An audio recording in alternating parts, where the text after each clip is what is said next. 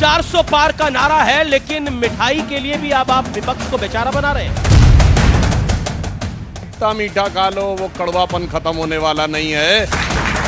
अब तो इस बात पर दिक्कत है कि आम आदमी आम क्यों खा रहा है, तो क्या खाएं भैया, मशरूम खाएं। प्रश्न ये है कि पर मोदी को नहीं आने देना है, चाहे कोई और आ जाए। ये तो फिसल गए, ओहो, और मोदी जी निकल गए। 2014 से पहले ना मोमबत्ती से पढ़ाई करते थे हम, जो आप कह रहे हो आज लाइट भी है, शिक्षा भी है, स्वास्थ्य भी है, सब चीज है, क्या नहीं है। We don't want cult leaders, चाहे पाकिस्तान का इमरान खान हो, चाहे इस देश में नरेंद्र मोदी। अरे घड़ी घड़ी पाकिस्तान को चले जाते हैं आप लोग। इफ्तारी के लिए सरकार चाहिए, इफ्तारी के लिए मुख्यमंत्री चाहिए, लेकिन राम मंदिर जो 550 साल बाद बना, उसमें प्रधानमंत्री नहीं जाना चाहिए। अगर उसको फोटो आप बना करके, कैमरे खड़े कर करके, भावनाओं को भड़का करके वोट के लिए ये किया जाएगा। ये बताओ, ये रोजा अफ्तारी तख्ता बुरके के अंदर होती थी, फोटो आप तो होता नहीं था। आप देख रहे हैं ये देश है हमारा, अमीश देवगन के साथ। नमस्कार व्यूअर्स, मैं हूं अमीश देवगन। आप देख रहे हैं वीकेंड का सबसे भरोसेमंद कार्यक्रम ये देश है हमारा। और इस हफ्ते ये देश है हमारा में हम बात करेंगे पहले चरण में कौन आगे है कौन पीछे, यानी इस चुनाव में पहले चरण में कौन से मुद्दे हावी रहे। इस दौर में मीठे पे भी बड़ी चर्चा हुई है, तो आज उसकी बात हम करेंगे और इन चुनावों में कौन से मुद्दे बढ़ गए हैं, कौन से मुद्दे कम हो गए हैं, उनकी भी बात करेंगे।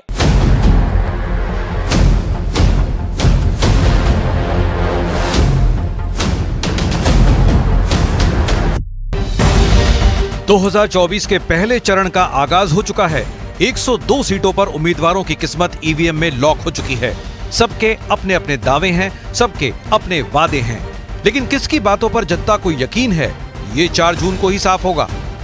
एक और नरेंद्र मोदी जी है जो गरीब चाय बेचने वाले के घर में पैदा होकर 23 साल से मुख्यमंत्री और प्रधानमंत्री के रूप में देश की सेवा कर रहे हैं, इनका तजुर्बा है। और दूसरी ओर राहुल बाबा है जो 20 बार लॉन्च किए मगर रॉकेट यान फेल ही कर जाता है। आज तो कहीं थोड़ा सा जोर से पटाखा फटता है तो पाकिस्तान सफाई देता है कि मेरा हाथ नहीं है। कांग्रेस के समय में आतंकवादियों को बिरयानी खिलाई जाती थी। ये जो बीजेपी के लोग बोल रहे हैं कि इतनी सीटें आएंगी उतनी सीटें आएंगी, मैं सीधा बता देता हूं आपको, इनको 150 से ज्यादा नहीं मिलने वाली है। पूरा जो माहौल है, जो हम लोगों ने फीडबैक लिया, जो भी वोट पड़े हैं महागठबंधन के पक्ष में पड़े। और बीजेपी तो आप लोग जान ही रहे हैं, जो इन लोगों का फिल्म है 400 पार का, पहला दिन ही जो है फर्स्ट फेज में ही सुपर फ्लॉप हो गया है। आपका हर एक वोट भ्रष्टाचार के खिलाफ, परिवारवाद के खिलाफ आपका वोट होने वाला है। इस बीच प्रधानमंत्री मोदी ने एक बार फिर राहुल गांधी, अखिलेश यादव समेत पूरे विपक्ष पर करारा प्रहार किया। अमेठी से भागना पड़ा, अमेठी छोड़ा, अब मान के चलिए वो वायनाड भी छोड़ेंगे। साथियों, आप देखिएगा 4 जून के बाद इंडी गठबंधन आज जो 25% सीटों पर बिखरा है, लड़ाई अंदर अंदर लड़ रहा है, 4 जून के बाद वो 100% एक दूसरे के कपड़े फाड़ने वाले हैं, एक दूसरे के बाल नोचने वाले हैं। एक अंसारी परिवार है, जीवन भर हिंदुओं के खिलाफ कोर्ट में लड़ते रहे, बाबरी मस्जिद के लिए लड़ते रहे, राम मंदिर के विरुद्ध लड़ते रहे, लेकिन जब प्राण प्रतिष्ठा का निमंत्रण मिला तो वो हंसी खुशी के साथ इसमें हिस्सेदार बने। उधर ममता बनर्जी ने इंडिया गठबंधन को बेहद कड़ा संदेश दिया है। আমরা ইন্ডিয়ান অ্যালায়েন্স আমায় ভোট দিন। শুনুন, ইন্ডিয়ান অ্যালায়েন্স আমি তৈরি করেছি, আর ওটা দিল্লির কথা, এখানকার কথা নয়। তাই তৃণমূল কংগ্রেসের বিরুদ্ধে একটি ভোট কংগ্রেসকে দেওয়ার অর্থ বিজেপিকে 2টো ভোট দেওয়া। आज का सबसे बड़ा सवाल है कि पहले राउंड की हवा का रुख क्या 4 जून के नतीजों की दिशा का इशारा कर रहा है? आर पार में आज इसी मुद्दे पर होगी बड़ी बहस। पहले चरण का संदेश, किसका जनादेश? तो पहले चरण का संदेश, किसको जनादेश। लेकिन 2019 के मुकाबले 2024 की सियासी हवा का विश्लेषण। 2019 में जिन 102 सीटों की हम बात करें उसमें एनडीए के खाते में 46 आई थी और इंडिया अलायंस के खाते में 49 गई थी। 2019 में से 102 सीटों में किसके पास कितनी सीटें थी? 40% सीटें बीजेपी के पास और सिर्फ 15% सीटें कांग्रेस के पास थी, बाकी अन्य दलों के पास थी। 102 सीटों पर बीजेपी 60 उम्मीदवार बीजेपी ने 2019 में उतारे थे, लेकिन 2024 में 77 उम्मीदवार उतारे हैं, यानी 17 उम्मीदवार ज्यादा हैं। और कांग्रेस ने इस बार 56 उतारे हैं, यानी पिछली बार 65 उतारे थे, यानी 9 उम्मीदवार कम हैं। लेकिन अब बड़ी बात यह है कि डिबेट के आज के मुद्दे क्या हैं। लेकिन हार जीत का अंतर बड़ा जरूरी है।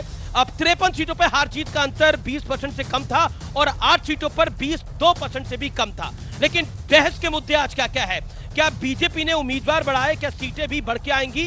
क्या तमिलनाडु में बीजेपी 400 पार वाला सपना पूरा कर पाएगी? क्योंकि बीजेपी के लिए तमिलनाडु एक बड़ा टारगेट है। इंडिया अलायंस इस बार क्या बीजेपी के वोट पे सेंध लगा पाएगा?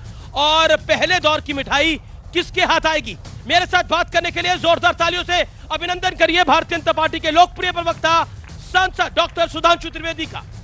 मेरे साथ मौजूद है राजेश गुप्ता, विधायक है, प्रवक्ता है आम आदमी पार्टी के। मेरे साथ लेफ्ट के नेता हैं विवेक श्रीवास्तव। मेरे साथ सत्य प्रकाश मिश्रा हैं, प्रवक्ता जनता दल यूनाइटेड के। जोरदार तालियों से आप सबका अभिनंदन है। शुरुआत आपसे करते हैं सुधांशु जी। 400 पार का नारा है, लेकिन मिठाई के लिए भी अब आप विपक्ष को बेचारा बना रहे हैं। नहीं, जो लोग बहुत चिंतित रहते थे, अब देखिए मैं कोई व्यक्तिगत टिप्पणी नहीं करना चाहता, वो हलवा पूड़ी खा रहे हैं बैठकर, तो चिंता का सबब समझा जा सकता है। मगर मैं कहना चाहता हूं कितना मीठा खा लो, वो कड़वापन खत्म होने वाला नहीं है। पूरे दिल्ली और देश की जनता को पता है कि जितनी कड़वाहट आपने बाहर भरी है वो कोई मिठाई उसको कम नहीं कर सकती। परंतु मैं एक बात लेकिन मेरा काउंटर सवाल है, क्योंकि जिन 102 सीटों पे वोट डाले गए बीजेपी की 46 आई थी और इंडिया अलायंस की 49 थी, और इस बार इंडिया अलायंस एक साथ है, तो कैसे निपटेंगे? नहीं, बंगाल में तो साथ नहीं है, तमिलनाडु में तो है। हाँ, बहुत तमिलनाडु में आपका गठबंधन टूटा है एआईडीएमके के साथ। बिल्कुल। देखिए साहब, मैं बहुत साफ कहना चाहता हूं, जो पहले दौर के मतदान ने बहुत एक सटीक संकेत दिया है।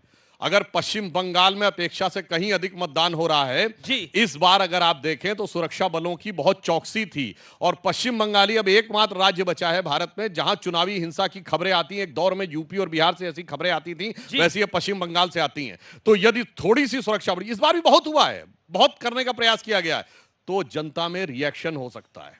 अब आप आइए, ये राहुल गांधी जिसको करंट कहते थे, अगर उस करंट का पावर हाउस उनके हिसाब से आज जो सीटें उनमें रामपुर होना चाहिए था, अगर रामपुर में 50% है तो पावर हाउस में वोल्टेज बहुत कम नजर आ रहा है, जबकि यहां तो स्पार्क हो जाना चाहिए था। तो मेरे हिसाब से इस जो ट्रेंड दिखाई पड़ रहा है उत्तर से दक्षिण तक, तमिलनाडु में वोटिंग अधिक हुई है, और ये एक माना जाता है कि जब अधिक वोटिंग होती है तो वो रिएक्शन में होती है, यानी परिवर्तन लाने के लिए होती है। देखिए 2019 में भी अधिक वोटिंग हुई थी, लेकिन रिएक्शन वो किस तरफ था वो देखने वाली बात होगी। लेकिन विवेक जी मुस्कुरा रहे हैं, और आपको देख के विजय चौक की शाम पर एक मुझे गाना भी याद आ रहा है, हाल कैसा है जनाब का। बहुत अच्छा हाल है, बहुत अच्छा हाल है, और बड़ी खुशी अमीश भाई कि पहले फेज की वोटिंग हुई, अच्छा रहा, बंगाल में एक अच्छा टर्नआउट रहा, और सबसे बड़ी बात तमिलनाडु ने आगाज कर दिया है बदलाव का। 39 सीट्स में से एक भी नहीं आएंगी एआईएडीएमके के साथ। लेकिन प्रधानमंत्री मोदी कह रहे हैं कि अंसारी तो पहुंच गए राम मंदिर की प्राण प्रतिष्ठा पे, लेकिन इंडिया अलायंस का एक भी घटक दल नहीं पहुंचा। राम से दुश्मनी थी या मोदी से? जी, उस पे आऊंगा, लेकिन आप बताइए, राम मंदिर तो ठीक है, फर्स्ट फेज ऑफ वोटिंग में अल्मोड़ा के एक गांव ने इलेक्शन का बायकॉट किया, वोट नहीं डाले, और नारा दिया गांव वालों ने, रोड नहीं तो वोट नहीं। ये मेरे ख्याल से सुधांशु जी को सोचना चाहिए इस विषय में। आपने सारा का सारा फोकस इस तरफ धर्मांधता की तरफ, धर्म के नाम पे वोट बटोरना, राम मंदिर के नाम पे वोट बटोरना, रोड कौन बनाएगा? चलिए, रोड कौन बनाएगा, लेकिन मैं जनता से भी जानना चाहता हूं, आप लोगों के लिए महत्वपूर्ण मुद्दे क्या हैं? राष्ट्रीय मुद्दे महत्वपूर्ण है या लोकल मुद्दे महत्वपूर्ण है? राष्ट्रीय मुद्दे महत्वपूर्ण है तो हाथ खड़ा करें आप लोग, या लोकल मुद्दे महत्वपूर्ण है? तो दोनों, मुझे लगता है कुछ लोगों के लिए तो कुछ भी महत्वपूर्ण नहीं है, वोट तो डालने जाएंगे ना भाई। तो एक बार ऑडियंस के लिए जोरदार ताली हो जाए। थोड़ा देखिए, लोकसभा चुनाव का पहला राउंड हुआ है, मुझे लगता है कि थोड़ा जोश दमखम दिखना चाहिए। अपने लिए जोरदार ताली बजाइए, इस लोकतंत्र के लिए ताली बजाइए, इस जनतंत्र के लिए ताली बजाइए। मैं आता हूं आपके पास। सत्यप्रकाश जी, प्रश्न ये है कि आप इस बार मोदी को नहीं आने देना है, चाहे कोई और आ जाए। ऐसी बात नहीं है, वो इतने घबराए हैं, इस तरह से वो उन्होंने गाना सुना है ना, क्या ख्याल है आपका, तो मैं पूछ लूं, ये तो फिसल गए ओहो, और मोदी जी निकल गए हा। तो मोदी जी जिस नेतृत्व को इस धरती भारत पर काबिज कर बैठे हैं, वो पूरे भारतीयों के आत्मविश्वास के साथ बैठे हैं। अगर कश्मीर से लेकर के कन्याकुमारी तक एक छत्र कानून और संविधान और लोकतंत्र का राज, आज लोकतंत्र पे विश्वास व्यक्त किया जनता ने, तो लोकतंत्र की संध्या पर पूरे भारत को एक शुभकामना है। जो अभी सुधांशु जी ने कहा कि 77% से ऊपर बंगाल में वोट पड़ा है, वो जो करंट है बदलाव का, वो वोट वहां पड़ा है। और कहीं अगर इन्होंने ठीक कहा कि रामपुर में भी पड़ता अगर करंट होता, वो इंडिया अलायंस के पास इसलिए नहीं है कि ना नीति है, ना नेता है, ना नियति है, और लोकतंत्र को उनका कोई भरोसा लोकतंत्र में भी नहीं है। वरना ये बात वो लोकतंत्र के चुनावी सम्मेलन में मैदान में खड़े होकर नहीं कहते कि मोदी जी देश को भटका रहे, भटका वो रहे। आपने गाना गाया, ये तो फिसल गए ओहो हो, तो आपके लिए गाना है, हम तो बेवफा हरगिज ना थे, पर हम वफा कर ना सके। ये आपको एक बात कहना चाहता हूं कि नीतीश कुमार जी की सिद्धांत, सुचिता और ईमानदार की 45 साल की इतनी बड़ी राजनीति है कि उनको हर दल पसंद करते हैं। वो नीतीश कुमार जी तय करते हैं कि राष्ट्रहित के बाद कौन सा दल पसंद करेगा? नहीं, राष्ट्रहित क्या है, चुनाव के बाद भी और पहले भी। अभी हम एनडीए अलायंस में पूरी मुस्तैदी के साथ हैं और इस नीति के साथ हैं कि राष्ट्र मोदी जी के नीतियों में तरक्की कर रहा है, और आने वाले 2047 का जो उनका एक विजन है, उसके साथ देश आगे बढ़ेगा। मैं चलता हूं, राजेश गुप्ता। सुनिए, गाना सबसे फिट ये बैठता है जो राहुल गांधी जी ने अपनी तथाकथित न्याय यात्रा निकाली थी कि मैं जिंदगी का साथ निभाता चला गया, हर फिक्र को धुएं में उड़ाता चला गया, जी। और बर्बादियों का शोक मनाना फिजूल था, मैं बर्बादियों का जश्न मनाता चला गया। तो पब्लिक यहां पर ताली बजा रही है, लेकिन राजेश गुप्ता मेरे साथ हैं, प्रवक्ता और विधायक आम आदमी पार्टी के। राजेश भाई, करंट लगेगा, बीजेपी कह रही है कि इस बार करंट लगेगा, लेकिन आपको तो करंट लग रहा है। देखिए, क्योंकि आपने बहुत सारे गानों से शुरुआत करी, तो मुझे भी एक बहुत अच्छा गाना याद आ रहा है, और मुझे लगता है कि सुना दीजिए। परफेक्ट है सिचुएशन पे, बिल्कुल, कि हालचाल ठीक ठाक है, सब कुछ ठीक ठाक है।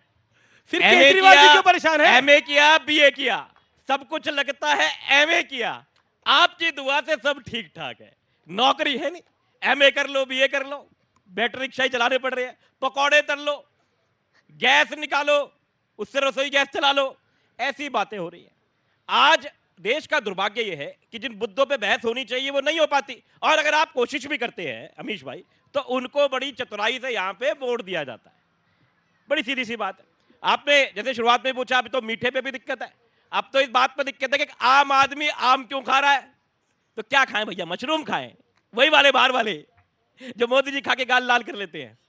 ईडी का काम अभी हो गया कि आम में देख रहा है कि मनी ट्रेल कहां से निकल रहा है। नवरात्रों में अगर कोई आदमी जो देश का 3 बार का एक स्टेट का मुख्यमंत्री रह चुका है, जी, अगर वो पूड़ी सब्जी खा लेता है तो दिक्कत हो जाती है कि भाई पूड़ी क्यों खा रहे हो, बताओ, कमाल हो गया। बस सब मशरूम खाएंगे अब, क्योंकि 80 करोड़ लोगों को ये राशन दे ही रहे हैं, 5 साल के लिए इन्होंने गारंटी दे दी है। फिर ये कहते हैं हमने गरीबों को बाहर भी निकाल लिया है। कितनी कंफ्यूजन है भाई। या तो ये मान जाओ लोग गरीब है इसलिए आपको राशन भी देना पड़ रहा है, या मान जाओ लोग गरीबी से बाहर आ गए तो फिर राशन क्यों दे रहे हो? सुधांशु त्रिवेदी, फिर मैं ऑडियंस वैसे एक बात बताऊं आपको, जो तिहाड़ जेल है वो दिल्ली सरकार के अंडर में है, केंद्र सरकार के अंडर में नहीं है। वो तो कह रहे हैं शिकायतें करते हैं, सुनिए, माननीय मुख्यमंत्री जी अपनी ही सरकार से कह रहे थे कि मेरा वेट कम हो गया, उनकी सरकार ने कहा वेट कम नहीं हुआ है। मतलब ऐसा आपने कभी नहीं देखा होगा कि उन्हीं की सरकार का महकमा मुख्यमंत्री की बात को झुटला दे। अब सच कौन बोल रहा, सरकार या मुख्यमंत्री, समझा जा सकता है। और मैं एक बात कहना चाहता हूं, देखिए इन्होंने सारी बातें कही, इन पे सबसे फिट गाना जानते क्या है? इन्होंने जो एक पौवे के बदले दूसरा पौवा फ्री देने का दिल्ली में दारू का दरिया बहाया था, और उसके बाद रामलीला मैदान में अन्ना हजारे को गुरु मानने के बाद अभी रामलीला मैदान में लालू को गुरु माना था। तो इनके लिए तो ये कह सकता हूं मुझे दुनिया वालों शराबी न समझो, केजरीवाल जी के लिए पीता नहीं हूं पिलाई गई है, और जिधर बेखुदी में कदम लड़खड़ाए वही राह मुझको दिखाई गई है। राजेश गुप्ता देखिए, ऐसे तो कहने को तो दिल्ली पुलिस के आगे भी दिल्ली लगाया, क्या वो हमारे अंडर में है? तो हम तो बार बार कहते हैं, सबको बताया कि एलजी साहब के अंडर में आती है तिहाड़। अब वो दिल्ली प्रशासन का तो उसमें कुछ है नहीं। तो आप लोग जिस तरीके से इसको घुमा रहे हो, अभी तो आप गाना गा रहे थे हालचाल ठीक ठाक है। अभी तो आपने कहा हालचाल ठीक ठाक है। मैंने जनता की तरफ से कहा कि हालचाल ठीक है। गाना इस बात के ऊपर था, बच्चे ऐसी पिक्चर को देखे। ठीक है, सवाल कई सारे सवाल हैं। ओके, जी सर, विपक्ष पहले बोलता था मंदिर वहीं बनाएंगे, तारीख नहीं बनाएंगे। अब जब मंदिर भी बन गया तो विपक्ष को इस पे भी हो रहा है कि अरे मोदी जी तो राम मंदिर पे वोट ले रहे हैं। प्रधानमंत्री मोदी ने भी बोला, विवेक, इस बात की बात कि अंसारी आए जिन्होंने मुकदमा करा, लेकिन आप लोग नहीं गए, क्यों? देखिए, मैंने सवाल पूछा, मोदी से बैर है या राम से बैर है? देखिए, राम से किसी को बैर नहीं है, लेकिन भाजपा के इवेंटों में हम नहीं जाएंगे। हमारा मानना है कि शंकराचार्य के इच्छा के विरुद्ध जिस तरीके से आपने राम मंदिर में प्राण प्रतिष्ठा करी, वो सिर्फ एक इलेक्शन गिमिक था। 2024 के लोकसभा के चुनाव का आगाज था भाजपा की तरफ से। ये पहली बात। दूसरी बात, प्रधानमंत्री का काम, सरकार का काम डेवलपमेंट करना है, इंफ्रास्ट्रक्चर बनाना है। आप स्कूलों की फीस सस्ती करिए, कॉलेज की फीस सस्ती करिए, प्लेसमेंट सेल कॉलेज के स्ट्रांग करिए, एम्प्लॉयमेंट दीजिए। This is the job of the prime minister. I don't want a prime minister जो सिर्फ मंदिरों की बात करे। मंदिर प्रेरणा के स्रोत हो सकते हैं, लेकिन मात्र मंदिर दिखा करके अगर वोट मांगेंगे तो ये आगे नहीं चलेगा। अब एक चीज और 10 सेकंड में एक चीज बोलना चाहूंगा। देखिए, ये 140 करोड़ का देश है और पढ़े लिखे नौजवान हैं। हमारे देश में एजुकेशन सस्ती रही है, सब पढ़े लिखे हैं। We don't want cult leaders, चाहे पाकिस्तान का इमरान खान हो, चाहे इस देश में नरेंद्र मोदी। घड़ी पाकिस्तान को चले जाते हैं आप चाहे नरेंद्र मोदी। कल्ट लीडर्स नहीं चाहिए। We don't want gods. हमें चाहिए नेता जिनसे प्रश्न पूछे जा सके, उत्तर देना पड़ेगा। आपको बताना पड़ेगा कि अल्मोड़ा के गांव में बाइकआउट क्यों किया। एक मिनट, ये कहते कल्ट लीडर नहीं, कम्युनिस्ट पार्टी है ना। ये मार्क्स क्या था? कल्ट लीडर नहीं था। स्टालिन क्या था? कल्ट लीडर नहीं था। माओ क्या था? ज्योति बसु क्या था? 27 साल रहे। बिल्कुल नहीं। आप सुनिए, इनके जो मुख्यमंत्री हैं पिनारी विजयन जी, वो आज क्या है? पार्टी से बड़े हैं कि नहीं? अपने दामाद को भी ले लिए, विधायक भी बना दिया, और सबसे सीनियर मिनिस्टर जिसने कोविड में सबसे अच्छा काम किया था। पार्टी सुप्रीम है, देश विवेक, इन्होंने डेवलपमेंट की बात कही। अरे जहां कम्युनिस्टों का राज आ जाता है, डेवलपमेंट खत्म हो जाता है। हम सब लोग बचपन में सुनते थे भारत का सबसे डेवलप्ड जो इंडस्ट्रियल सेंटर था वो कोलकाता था। 37 साल राज रहा। 37 साल में कोलकाता को, पश्चिम बंगाल को मार्क्सवादी स्वर्ग हो जाना चाहिए था। कोलकाता इंडस्ट्री का गर्भगृह बन गया। उसके आगे मुंबई निकल गया, दिल्ली निकल गया, हैदराबाद निकल गया, अहमदाबाद निकल गया, गुड़गांव से आगे निकल गया। ये इन्होंने करके दिखाया। ओके। और अभी आपने बोला कि हमें देश का प्रधानमंत्री, सुधांशु एक सेकेंड। लेकिन अभी आपने बोला हमें देश का प्रधानमंत्री ऐसा नहीं चाहिए जो मंदिर जाए, ये करे। लेकिन इस देश में ऐसी सरकारें हुई व्यूअर्स, और ये मैं बात बिल्कुल सत्य कह रहा हूं। यही बगल में राष्ट्रपति भवन है, इफ्तार पार्टियां होती थी यहां के अंदर। तो इफ्तारी के लिए सरकार चाहिए, इफ्तारी के लिए मुख्यमंत्री चाहिए, लेकिन राम मंदिर जो 550 साल बाद बना, उसमें प्रधानमंत्री नहीं जाना चाहिए। आप भी ना जाओ, उन्हें भी जाने दो। 20 सेकंड में पूरी बात पूरी करूंगा। मेरे प्राइम मिनिस्टर हम सबके प्राइम मिनिस्टर हैं, इस देश के प्राइम मिनिस्टर हैं। वो एक मनुष्य हैं, वो पूजा करना चाहते हैं, तीर्थ यात्रा करना चाहते हैं, अनुष्ठान करना चाहते हैं, व्रत करना चाहते हैं। उनको अधिकार है और किसी को अधिकार नहीं की टिप्पणी करे। लेकिन अगर उसको फोटो आप बना करके, कैमरे खड़े कर करके, सिर्फ भावनाओं को भड़का करके वोट के लिए ये किया जाएगा, तो फिर इसके ऊपर उंगली उठानी चाहिए, प्रश्न पूछना चाहिए। ए भाई, ये बताओ, ये रोजा अफ्तारी तक बुरके के अंदर होती थी, फोटो आप तो होता नहीं था। अरे सुनिए, और सबसे ज्यादा मजाक क्या होता था भाई? जो व्रत रखेगा वो उद्यापन करेगा ना। यहां ना बुलाने वाला रोजेदार, ना आने वाला रोजेदार, और खामखा का रोजा इफ्तार। और मतलब वो फोटो आप करते हैं। राजनीति में धर्म का कोई स्थान नहीं होना चाहिए। राजनीति में धर्म को ना लाएं, चाहे इस्लाम हो, चाहे हिंदू धर्म हो। जब धर्म राजनीति में आता है, राजनीति में भावना भड़कती है। राजनीति में धर्म को नहीं लाना चाहिए। बिल्कुल पार्टी है जिसने 2021 के चुनाव में पश्चिम बंगाल में फुरफुरा शरीफ के गद्दी नशी पीरजादा फुरफुरा शरीफ के गद्दी नशी ने कॉमन मिनिमम प्रोग्राम पे, सेकुलर एजेंडा पे एग्री किया था और सेकुलर फ्रंट बनाया था।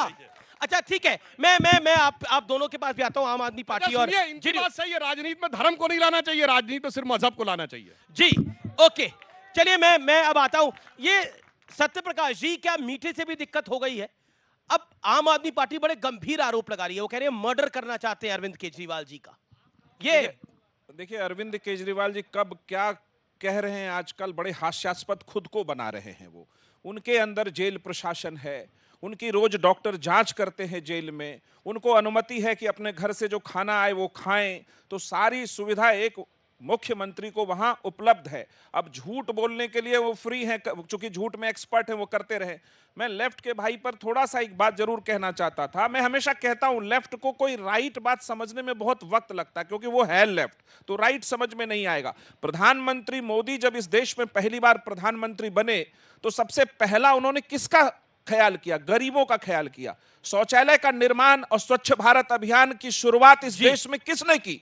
प्रधानमंत्री मोदी ने किया। और दूसरी बार जब वो सत्ता में आए तो युवाओं को पहले भी मुद्रा लोन दिया, आप भी दिया। तो 46 करोड़ इस देश में अगर युवाओं को, श्रमियों को, जिसको भी जरूरत थी, उद्यमियों को अगर मुद्रा लोन मिला है तो क्या ये रोजगार की बात नहीं है? 1 करोड़ अगर लखपति दीदियों को रोजगार मिला, लखपति बनी, तो क्या ये महिलाओं की बात नहीं थी? 33% आरक्षण जो महिला विधेयक लंबित पड़ा था, दोनों सदनों में पास किया। ये कौन सा, ये क्या वो अपना राजनीतिक धर्म नहीं निभा रहे थे? समस्त विपक्षी पार्टियों को उन्होंने आग्रह किया, आओ मिलकर भारत का निर्माण एक साथ करें। लेकिन विपक्ष के किसी पार्टी ने, लेकिन विपक्ष के नेताओं को अगर जेल में डाल देंगे तो ये विपक्ष के साथ भारत निर्माण कैसे होगा? सरकार जेल में नहीं डालती, high court, lower court, supreme court ने उनको जेल में रखा है। ओके, अच्छा, वो मीठा अगर खाएंगे तो डायबिटीज बढ़ जाएगा और यही प्लानिंग है बेल लेने की, ये बीजेपी का आरोप है। अमीश भाई, मैंने अभी थोड़ी देर पहले भी बताया, जो स्वीटनर उनके पास में होते हैं वो डॉक्टर से प्रिस्क्राइब्ड होते हैं। ऐसे तो है नहीं कहीं से उठा के ले आए, जेल के अंदर है ना वो, ऐसे तो है नहीं कहीं से उठा के ले आएंगे। जो कुछ भी एक दिन पूरी सब्जी खाई वो उन्होंने बता दी, ठीक है, एक दिन, जिस दिन नवरात्र के दिन, पहले नवरात्र को खाई थी। अब ये बेमतलब की बातें करे यार। मिश्रा जी को जितने भी ज्ञान आए 6 महीने पहले नहीं थे। 6 महीने पहले जब ये इंडिया गठबंधन के साथ में घूमते थे तब ये ज्ञान नहीं था कि मोदी जी ने पहली बार में क्या करा, दूसरी बार में क्या करा। सारा ज्ञान, सारा बोध अभी आ गया कि कितने अच्छे हैं मोदी जी। अब ये इनका डर है या क्योंकि इनकी आदत है, हर पौने 2 साल में ये बदल लेते हैं। हो सकता है बात करते करते अभी टीवी पे आ जाए कि नीतीश कुमार जी, फिर उधर से उधर चले गए। कोई भरोसा थोड़ी है, पौने 2 साल की एवरेज है, तो इसीलिए नीतीश कुमार जी को कहना नहीं चाहिए। पता नहीं कब बदल जाए। मैंने नहीं कहा, एनडीए की पार्टी ने कहा था। मुझे लगता है कि नीतीश कुमार, हमारा लंबा वक्त एनडीए के साथ रहा, समता पार्टी के जमाने से, अटल बिहारी वाजपेयी के जमाने से, और हम एनडीए के साथ हैं। उस नीति और राष्ट्र निर्माण की नीति के साथ खड़े हैं। लेकिन पहले की बात कहते हैं, मात्र 4 महीने पहले की तो बात है। केजरीवाल जी जाकर छत्तीसगढ़ में कहे भूपेश बघेल सबसे भ्रष्ट मुख्यमंत्री हैं। और सुनिए, कांग्रेस ने प्रेस कॉन्फ्रेंस की कि शराब घोटाले में इनको जेल जाना चाहिए। और सुनिए, 6 महीने पहले जाके चेक करिएगा, भगवंत मान का एक स्टेटमेंट है। वो कहते हो दिल्ली से पंजाब तक मां अपने बेटे को सबसे छोटी कहानी सुना सकती है, एक थी कांग्रेस। एक थी कांग्रेस बोलते थे, अब कांग्रेस से गठबंधन कर ली है। सुधांशु जी के पास में, और सुनिए, केजरीवाल जी का 7-8 महीने पहले का, वो है सर अब मैं पूरी बात कर दूं। केजरीवाल जी का एक प्राइवेट टीवी चैनल को इंटरव्यू है, उनसे कहा कि आप कांग्रेस को बर्बाद करने में लगे हुए हैं, खत्म करने में। तो केजरीवाल जी कह रहे हैं, आपको लगता है कांग्रेस खत्म करने के लिए मेरी जरूरत है? राहुल गांधी काफी नहीं है? जाके चेक कर लीजिएगा। और देखिए, अगर दिल परिवर्तन की बात करें, अगर और ये कैसे बदल गए, बदले मेरे सरकार नजर आते हैं, क्योंकि अब दिल्ली में बैठे हुए मोदी सरकार नजर आते हैं। जी, जवाब 150 सांसद वो हैं जो पहले कांग्रेसी थे। 150 सांसद ऐसे इन्होंने बिठाए हुए हैं, चाहे दिल्ली में देख लो, दिल्ली के आसपास देख लो, ठीक है सर। दूसरी बात, इतने ताकतवर थे, 400 पार जा रहे थे, क्या जरूरत थी शिवसेना तोड़ने की? उनके ले लिए। क्या जरूरत थी NCP, naturally corrupt party, 70,000 crore की पार्टी, उनको ले लिया। उसके बाद में अशोक चौहान जी को ले लिया। तुमको सारे के सारे जो दुश्मन नजर आते थे आज वो मित्र नजर आते। 400 पार जा रहे थे तो क्या जरूरत थी? क्या इतना डर था आपका कि सबको साथ लेके चलते? और हमारा दोष इतना ही था, अगर अरविंद केजरीवाल जी भी नीतीश कुमार हो जाते, अजय संजय सिंह जी भी आपके साथ में जाके बैठ जाते, ये थ्योरी, फिर आप देखिए राजेश गुप्ता, एक प्रश्न मेरा है आपसे। 2016 में भी मनीष सिसोदिया ने बोला था कि मर्डर प्लान हो रहा है, आम आदमी पार्टी के लोगों को खत्म कर सकते हैं। 2024 आ गया, ये कितनी बार आप लोग बोल चुके हैं? ये तो वही कहानी होगी, शेर आया शेर आया शेर आया। अमीश भाई, जब हम ऑपरेशन लोटस पे बोलते हैं तो आप कहते हैं सबूत लाओ। अभी 15 दिन पहले हमारे एक मंत्री पे ईडी के छापे मार मार के कर दिया ना ऑपरेशन लोटस। यही ऑपरेशन लोटस है। और कैसे सबूत होते हैं? ओके, जवाब, आपके मर्डर का ओके। इंतजार करोगे? एक आदमी 54 यूनिट लेता है, मैं उसको जवाब नहीं आप देता हूं, जवाब नहीं लेने देता दे हूं, रहे, ऑडियंस के पास उसको चलता हूं, इंसुलिन सवाल लेने तैयार दे रहे, रखिए सब लोग। और कैसे मारोगे उसको? ठीक है, मैं चाहता हूं महिलाएं लड़कियां सवाल पूछे। ओके, बोलिए आप। देखिए, दुश्मन को दोस्त किसने बताया है? इसी दिल्ली में यहां खड़े हो कहा था सारी संसद चोर है, राजनीति में नहीं आएंगे, कांग्रेस बेईमान है, और जाने क्या क्या कहा था, क्या क्या कर लिया, वो एक अलग बात है। मगर मैं एक बात पूछना चाहता हूं। चलो, आपने बाहर वालों के साथ भेदभाव किया, आप कहते हो कि केजरीवाल जी को फंसाया गया है, और आप कहते हो शराब घोटाला गलत है, इसलिए उन्हें इस्तीफा देने की जरूरत नहीं है। तो ठीक इसी केस में, ठीक इसी आरोप में मनीष सिसोदिया से क्यों इस्तीफा दिलवा दिया था? आप कौड़े रहना चाहिए था कि मनीष सिसोदिया भी डिप्टी सीएम बने रहेंगे। क्यों भैया? केजरीवाल जी के लिए अलग नियम है और सिसोदिया के लिए अलग नियम है। इसका तो जवाब दे दीजिए। हमने सत्येंद्र जैन जी के केस के अंदर हमने इस्तीफा नहीं दिलवाया। मनीष जी के केस में भी हुआ। 2 सबसे बड़े मंत्री जिनके सबसे ज्यादा विभाग थे, आपने बंद कर दिया। अब आप दिल्ली को चलने नहीं दोगे। अब अरविंद केजरीवाल से इस्तीफा दे लो, झारखंड के मुख्यमंत्री को बंद कर दो। जो तुम्हारे साथ नहीं आएगा उसको तुम जेल में रख दोगे। तुम इसका रशिया बनाना चाहते हो, पुतिन, एक मिनट, पुतिन का रशिया बनाना चाहते हो, 85% लोगों को अंदर बंद कर दो और चुनाव जीत लो। नॉर्थ कोरिया बनाना चाहते हो, ये नहीं चलेगा सर। ये हिंदुस्तान है, या लोकतंत्र का राज रहेगा, आपको बाहर का रास्ता दिखा देगी पब्लिक। जी। मैं जवाब देता हूं। इन्होंने कहा हम कर रहे हैं। सुनिए, सोनिया जी, राहुल जी जिस केस में बेल पे हैं, नेशनल हेराल्ड केस अक्टूबर 2013 दिल्ली हाई कोर्ट में शुरू हुआ, हमारी सरकार नहीं थी। और ये सारे केस जो मैं बोल रहा हूं, ये सरकारों ने नहीं किए, ये कोर्ट के आदेश पे हुए। सुनिए, डीएमके के नेता कनिमोझी राजा जेल गए 2011 में, हमारी सरकार नहीं थी। सुनिए, 2010 में सुरेश कलमाड़ी जेल गए, हमारी सरकार नहीं थी। 2006 में शिबू सोरेन जेल गए, हमारी सरकार नहीं थी। 2000 में करुणानिधि की जेल गए, हमारी सरकार नहीं थी। 2007 में मुलायम सिंह मायावती पे केस हुआ, हमारी सरकार नहीं थी। 1997 में लालू यादव जेल गए, हमारी सरकार नहीं थी। 1996 में जलिता जेल गई, हमारी सरकार नहीं थी। 1994 में झारखंड मुक्ति मोर्चा रिश्वत कांड हुआ, हमारी सरकार नहीं थी। 87 में राजीव गांधी का आरोप लगा, 90 में 2024 में जेल अंदर बाहर जा रहे हैं। 2024 में आपकी सरकार नहीं रहेगी, ये भी देख लेना। जेल से पुराना कौन बोलेगा? जिस कोर्ट की इतनी बात कर रहे हैं, उसी सुप्रीम कोर्ट की बेंच ने कहा कि दिल्ली की चुनी हुई सरकार को ट्रांसफर का, पोस्टिंग का, दिल्ली को चलाने का अधिकार है। इन्होंने संसद में बदल दिया। जी। जवाब आपसे भी मैं ले रहा हूं, आपसे भी ले रहा हूं। आप क्या सवाल है आपका? सर, इंडिया अलायंस में बहुत सारे मेंबर्स हैं, जिसमें से केजरीवाल एक मेंबर है और वो जेल में है। दूसरी तरफ भारतीय जनता पार्टी जो अभी इस टाइम सेंट्रल में लीड कर रही है, हमने बहुत सारे डेवलपमेंट देखे हैं। तो अगर भारतीय जनता पार्टी भारतीय जनता पार्टी को अगर जनता वोट देती है, तो आपके हिसाब से भारत की जनता गलत है? भारत की जनता गलत है। ठीक है। आपका क्या सवाल है? बोलिए। सवाल मुझसे पूछा है तो मैं जवाब दूं। मैं ये पूछना चाहती हूँ कि हमारे देश में धर्म पे ज्यादा राजनीति होती है, तो क्या आपको नहीं लगता है कि हमें धर्म पे राजनीति ना करके राजनीति को धर्म के साथ करना चाहिए? राजनीति को धर्म, आप कह रही राजनीति धर्म के साथ? क्योंकि अच्छा सवाल है इनका। राजनीति में भी धर्म होना चाहिए। जी, देखिए विवेक 2 सवाल आए हैं। एक धर्म के ऊपर सवाल आया है जो सुधांशु जी से मैं लूंगा। विवेक जी, एक ही नहीं, एक अगर बीजेपी को बार बार लोग चुन रहे हैं, अभी कई राज्यों में चुनाव हुए, उम्मीद करी जा रही थी कि मध्य प्रदेश में बीजेपी नहीं जीतेगी, लेकिन जीत के आई। छत्तीसगढ़ के अंदर कांग्रेस को झटका लगा। अगर लोग बीजेपी को चुन रहे हैं, और आप, मैं लेफ्ट की सिर्फ बात नहीं कर रहा, लेफ्ट का तो अब सिर्फ केरल और जेएनयू बचा है, इसके अलावा तो कुछ है नहीं अब। तो अब आप मुझे बताइए, तो फिर क्या करें? वो नॉर्थ कोरिया भी देखिए, ये सुधांशु जी के जो तंज हैं, बहुत अच्छा बोला सुधांशु जी ने। इन्होंने एक लंबी लिस्ट गिनाई। इन्होंने बोला साहब ये सारे केसेस जो है ये हमारी सरकार में नहीं हुए थे, ये तो दूसरी सरकार में हुए थे। मैं भी यही कह रहा हूं कि उस सरकार में पक्षपात नहीं था, वो आपके साथ हो। आप बोलने दीजिए आप मेरे को, आप मुझे बोलने दीजिए। आप सुन लीजिए। बेसिकली इनकी सरकार में क्या होता है और उस सरकार में क्या फर्क था? उस सरकार में कोई स्कैम आता था, मीडिया उठाती थी, एक्शन होता था, कोर्ट आता था, संज्ञान लेता था, केस शुरू होते थे। आज क्या होता है? अजीत पवार के अगेंस्ट बोलते थे, आज इनके साथ है। अशोक चौहान के खिलाफ बोलते थे, आज इनके साथ है। हेमंत बिस्वा शर्मा के खिलाफ बोलते थे, इनके साथ है। शुभेंदु अधिकारी के खिलाफ बोलते थे, आज इनके साथ है। आप बीजेपी का वॉशिंग पाउडर लगाइए, सारे क्राइम करिए, स्कैम करिए और ज्वाइन करिए इनकी पार्टी, रंग दिए जाएंगे सब। और ये सरकार का फर्क है।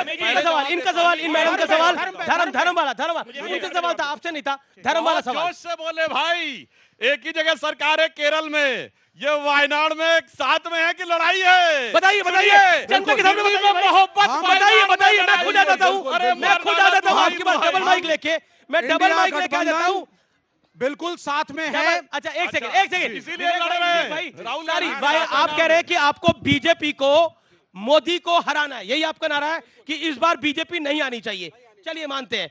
अच्छा आप कांग्रेस के साथ हैं, हाँ या ना? हम बिल्कुल हैं, नेशनल लेवल पर हैं। अब प्रश्न का जवाब बिल्कुल दिल पे हाथ रख के सच बिल्कुल दीजिएगा। बिल्कुल सच देंगे वायनाड आपको। में जी। एनी राजा यानी लेफ्ट की कैंडिडेट राहुल गांधी के लिए क्या कुछ बोल रही है? नहीं, ठीक और है। राहुल गांधी के खिलाफ लड़ रही है कि नहीं लड़ रही? मैं डबल माइक 20 सेकंड में बोल देता हूं आपको।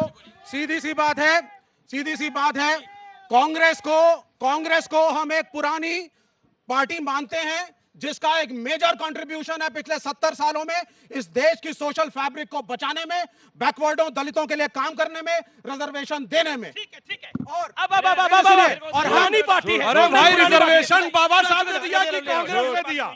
सुनिए, रिजर्वेशन बाबा साहब ने दिया कि कांग्रेस ने दिया? अरे भाई, बाबा साहब का क्रेडिट शीट दिया आपने। और सुनिए, कांग्रेस पुरानी पार्टी है। सुनिए, बच्चों को नहीं पता होगा, इस देश में पहली गैर कांग्रेस सरकार चुन के आई थी केरल में ही। कम्युनिस्ट पार्टी की सरकार 1957 में बर्खास्त कर दी गई।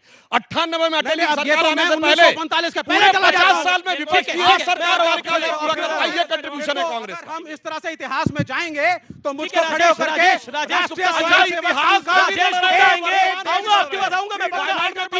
सवाल लेने के लिए तो वक्त है एक ब्रेक का, लेकिन ब्रेक के उस पार ये चर्चाएं जारी रहेगी, आप देखते रहिए। पाकिस्तान के मिनिस्टर फवाद चौधरी ने वहां की नेशनल असेंबली में बोला कि हमने पुलवामा तक घुस के मारा। ये उनका नेशनल असेंबली में एक बालिया बयान है। और सुनिए, वेलकम बैक व्यूअर्स, आप देख रहे हैं इस समय देश का सबसे प्रतिष्ठित कार्यक्रम। सवाल कोई पूछना चाहता है तो बहुत करिए। हाँ अच्छा ठीक है, मैं आपसे लूंगा सवाल। और कोई सवाल पूछना चाहता है? जी क्या सवाल है, बोलिए। सर मेरा सवाल बीजेपी से है और एनडीए गठबंधन से है कि शिक्षा और बेरोजगार को लेके आपका क्या रोड मैप है? अच्छा सवाल है। एनडीए गठबंधन के साथ है एक सत्यप्रकाश जी और सुधांशु जी, जो आप दोनों में से रोड मैप मैं बता देना चाहता हूं। जो भारत की साक्षरता दर बढ़ी है, त्यो भाजपा का प्रभाव बढ़ा है, क्योंकि शिक्षित होने के बाद व्यक्ति को सही समझ में आता है। पहली हमारी सरकार, सर अपने टर्न पे बोलिए। पहली हमारी सरकार तब बनी 90 के दशक में, जब 50% साक्षरता दर हो गई। जब 60% साक्षरता दर हुई तो मोदी जी के नेतृत्व में स्पष्ट बहुमत। अब 75% साक्षरता दर है तो 400 पार होने जा रहा है। और मैं बेरोजगारी पे आपको बताना चाहता हूं। सुनिए, आज की डेट में बेरोजगारी की दर क्या है? 3.1%। मैं नहीं कह रहा हूं कि सब कुछ बहुत अच्छा है। 2018 के बाद हम सबसे बेहतर स्थिति में हैं इस समय। और अगर मैं कहता हूं, आंकड़ों को डिस्प्यूट करते तो मैं एक बात कहना चाहता हूं। देश का 37 किलो, अरे भाई एक मिनट, कितना कर्जा मैं बता रहा हूं एक छोटा जवाब, ऑडियंस के छोटे जवाब। 37 किलोमीटर पर डे सड़क बन रही है, 12 किलोमीटर पर डे अगर रेलवे का इलेक्ट्रिफिकेशन हो रहा है, 4 करोड़ मकान बने, गरीब निर्धन आवास पे 74 एयरपोर्ट बने, 5वीं बड़ी अर्थव्यवस्था बने, 4थे बड़े स्टॉक एक्सचेंज बने, 3रे बड़े ऑटोमोबाइल मैन्युफैक्चर बने, 2रे बड़े मोबाइल हैंडसेट मैन्युफैक्चर बने। मेरे भाई ये बना कौन रहा है? ये बना कौन रहा है? सुनिए, इन्होंने बिल्कुल ठीक कहा। जहां लोग पढ़ जाते हैं वह भाजपा क्या हाल होता है। केरला में सबसे ज्यादा साक्षरता दर है, 0 पे है ये, 0 पे। कोई नहीं वोट करता इनको वहां पर, उनको मालूम है कुछ नहीं है ये। और नहीं भैया सुनिए, अब सुनिए, उस बच्चे ने पूछा था कि क्या आप क्या कह रहे हैं कि केरल में लोग पढ़े लिखे हैं और उत्तर भारत में बाकी भारत के पास में लोग अनपढ़ हैं? ये क्या बोला? नहीं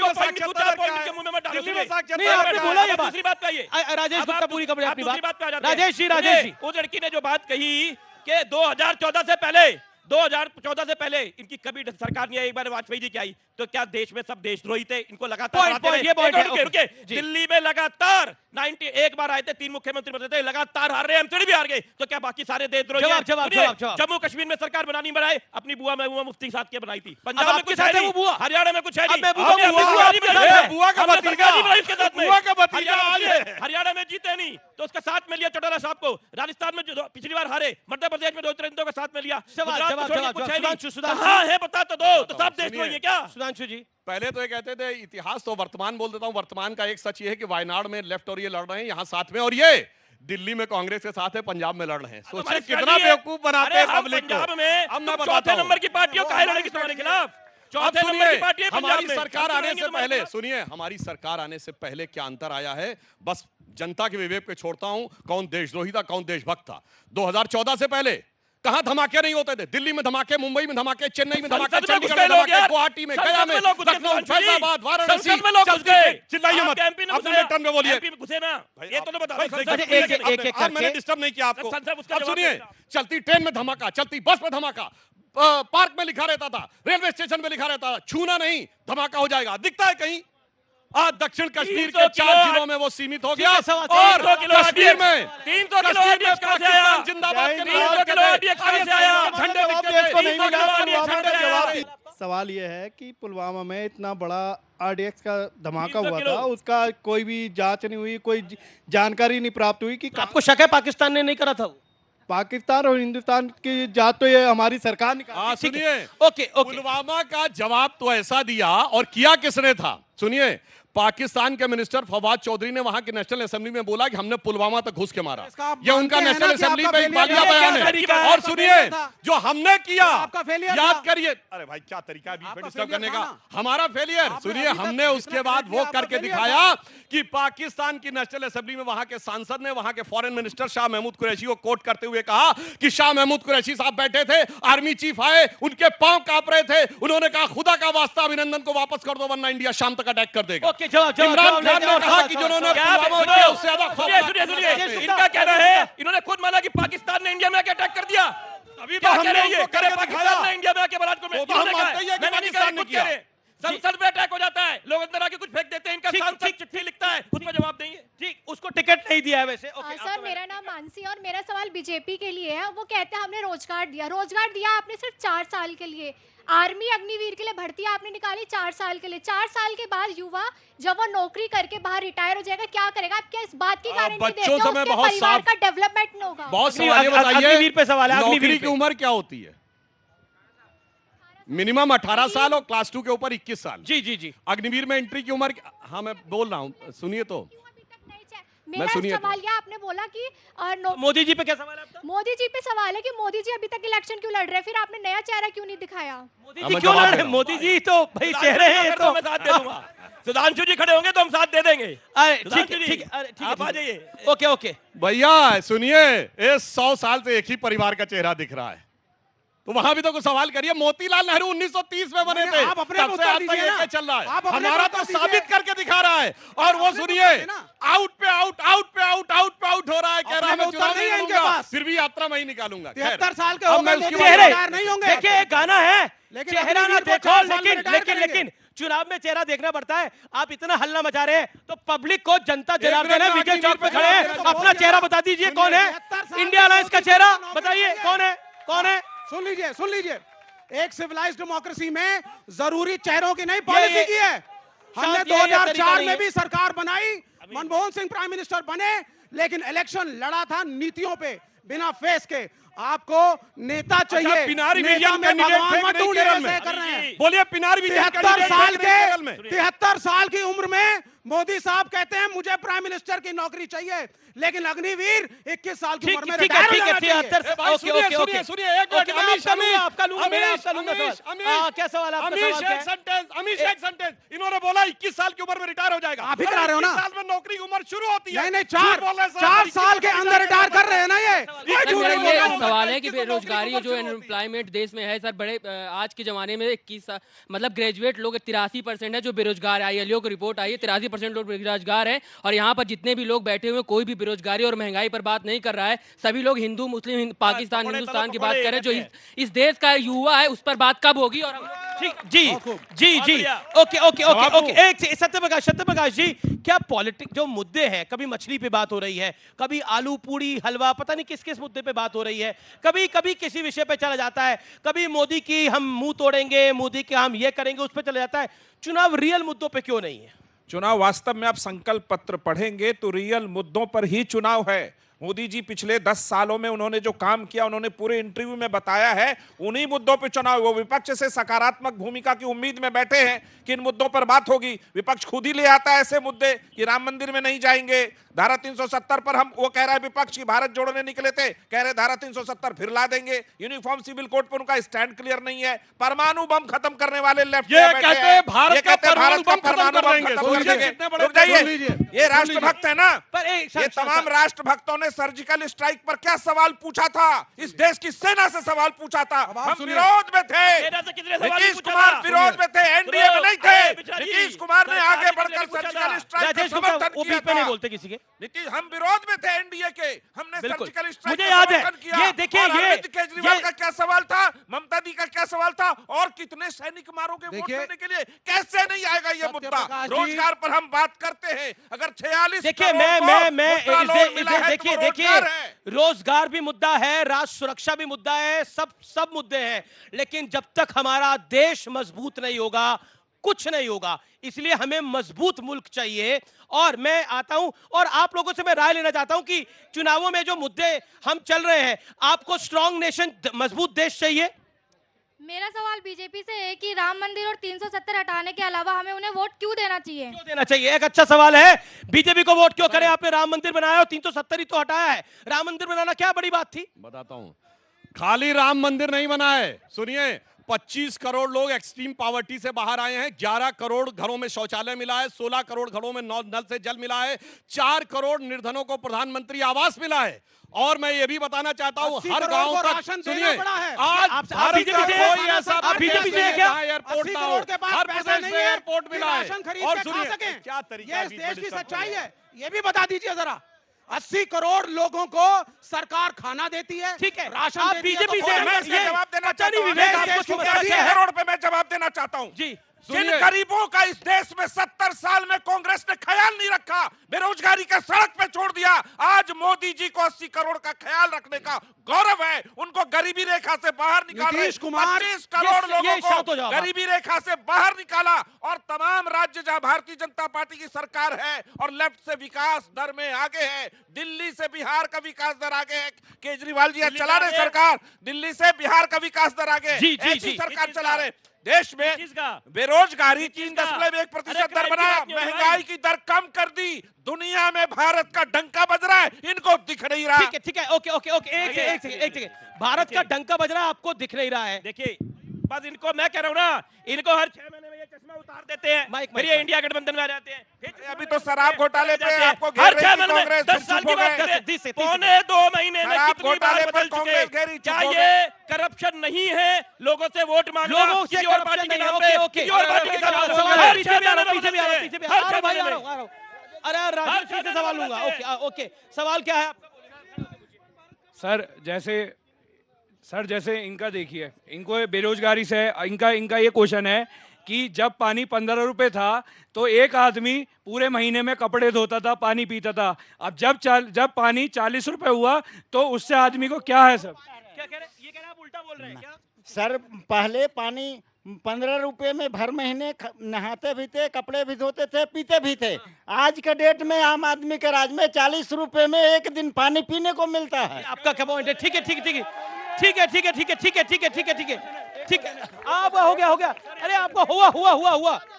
अरे मैं आपसे लूंगा। और किसका सवाल है? मैं आ रहा हूँ, पीछे भी आ रहा हूँ। क्या सवाल आपका? बोलिए।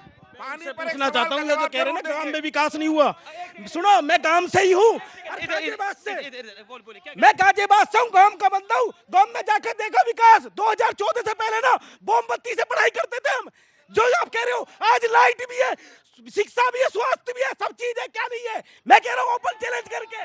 और सुनो भाई, आपने अग्निवीर पे ठाया ना मुद्दा। मैं कह रहा हूँ 4 साल के लिए क्यों जरूरी है? पता किस लिए? ताकि कोई देश हम पे अटैक करे ना, हर घर में से एक बंदा निकल के आएगा फौजी, देश की सेवा करने के लिए, ना कि वहां के पैसे कमाने नहीं जा रहा। फौजी देश की सेवा करने जा रहा है, पैसे कमाने नहीं जा रहा। देशभक्ति दिल से होती है, ना कि पैसे से। देशभक्ति दिल से होती है, ना कि पैसे से। देशभक्ति का जज्बा, ये विवेक बड़ा पॉइंटेड सवाल था। देशभक्ति दिल से होती है। जी, देशभक्ति दिल से होती है, इसीलिए हर वो व्यक्ति जो भारतीय सेना में जाए उसका सम्मान हो। 4 साल के बजाय उसको लंबी अवधि के लिए सर्विस करने दीजिए, उसके परिवार का ध्यान रखिए और वो फैसिलिटीज उसको दीजिए जो 70 साल से हम देते आए हैं। इसलिए हम अग्निवीर के खिलाफ हैं। दूसरी बात, आपने रिटायरमेंट की बात करी, मैं कह रहा हूं नेताओं की रिटायरमेंट की एज कब आएगी इस देश में? चाहे वो प्राइम मिनिस्टर हो या किसी दल के हो। पिनारी विजय कब रिटायर हो रहे हैं? प्राइम मिनिस्टर से मेरी अपील है, रिटायरमेंट ले। 93 में रिटायरमेंट ए भाई वीएस अच्युतानंदन कब बने थे? वीएस अच्युतानंदन 93 में सीएम बने केरल के। इनके पार्टी का कानून ये क्या बोल दिया आपने? ये क्या बोल दिया आपने? मोदी साहब ये क्या बोल दिया आपने? मार्गदर्शन मंडल में आपने बोल दिया, आप इन्होंने बोला, एक सेकंड, बिल्कुल बिल्कुल इन्होंने बोला बड़ा इंटरेस्टिंग है, इन्होंने बोला रिटायरमेंट एज होनी चाहिए। पिनारी विजयन, लालू यादव, इनकी रिटायरमेंट एज निर्धारित करेंगे क्या? पॉइंट ये है कि इनकी रिटायरमेंट एज निर्धारित करेंगे, क्या करेंगे आप? कमाल की बात है, कमाल की बात है इस देश के अंदर। मोदी साहब पहल करें। विवेक ओके सत्य जी, देखिए मोदी जी ने सबको रिटायर्ड हट कर दिया है। प्रॉब्लम ये हो गई इसमें अडवाणी जी को रिटायर्ड हट करा है। सत्य जी एक सवाल पानी पर उठा है। भारत में बिहार की सरकार ने हर घर नल का जल की योजना शुरू करी। नरेंद्र मोदी जी ने उसको पूरे देश में लागू करा और आज तक इतने दिन से आम आदमी पार्टी दिल्ली में सरकार बना रही चुकी है, घर घर पानी का जल अब तक फ्री नहीं पहुंचा है। ये गलत है, ये बहुत गलत है। जी अब ठीक है, देखिए, अब आप पीछे जाइए, अब आप पीछे जाइए। फिलहाल इस कार्यक्रम में मैं आपसे निवेदन करता हूं, फिलहाल इस कार्यक्रम में इतना ही। आप सबने इस कार्यक्रम को देखा, आपका बहुत बहुत धन्यवाद। नमस्कार, धन्यवाद।